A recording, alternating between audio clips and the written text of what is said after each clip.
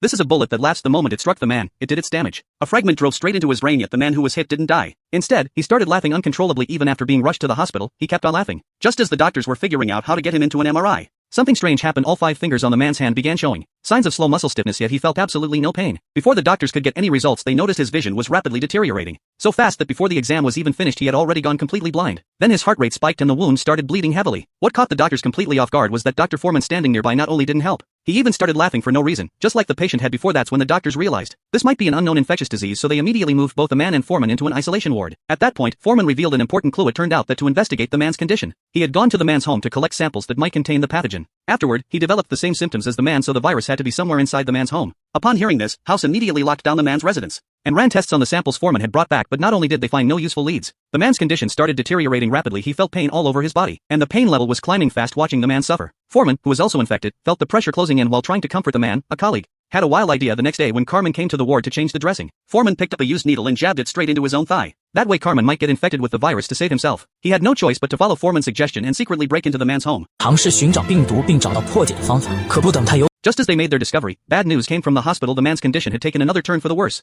Racked with pain, he began crying out from his hospital bed. Even after Foreman injected him with epinephrine, nothing changed. House believed this was pain hypersensitivity, meaning the virus had spread to the pain receptors in the man's brain. So the pain would not stop. The only option now was to inject medication and put the man into a coma. Meanwhile, back at the man's home, Carmen discovered a bucket of pigeon droppings used to fertilize plants. This was a perfect breeding ground for a new strain of Cryptococcus. Once Cryptococcus enters the human brain, it can trigger meningitis, blindness, and uncontrollable pain, which perfectly explained all of the man's symptoms. So they immediately started targeted treatment for the man, targeting the Cryptococcus infection while also running tests on the pigeon droppings to check for Cryptococcus. But unexpectedly, after the treatment, the man's condition not only didn't improve, he went into cardiac arrest. Foreman injected him with a full dose of epinephrine. They even performed emergency resuscitation, but nothing worked. The test results from the pigeon droppings also came back negative for Cryptococcus. That lead went cold. Looking at the man lying dead in the hospital bed, Foreman felt like he was seeing a preview of his own fate closing in. When all hope seemed lost, Michael quietly handed him an ice pick and a hammer. He wanted David to use the tools to extract a brain fluid sample from the man. By doing a biopsy on it, they could figure out exactly what the man was infected with. That way, David could get the right treatment, but the hospital director found out and rushed over to stop him. He believed the man had an unknown contagious disease that had to be handled by the CDC. But David couldn't care less about that right now. By the time the CDC found the cause, he would already be dead, so he didn't hesitate to push the hammer.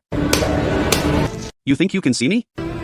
I see it. Give me something to bag the sample. Even though Michael pointed out he only grabbed cotton from the mattress, David insisted he had gotten the man's brain fluid sample. Obviously, his condition was starting to worsen. Just like the man a day ago, his vision was failing. The man's body was quickly taken away by the CDC. Michael's plan to find the cause from the corpse was cut short. What was even more terrifying was that David's condition was deteriorating faster than expected. In less than 2 hours, his pain level reached an 8. Realizing he would definitely die if he didn't save himself, he begged Michael to do a brain biopsy on him to find the cause, but Michael flat out refused, because the slightest mistake in this surgery would leave him in a vegetative state. However, Michael's refusal didn't make him give up. When Sarah came in to change his dressing, David grabbed her arm.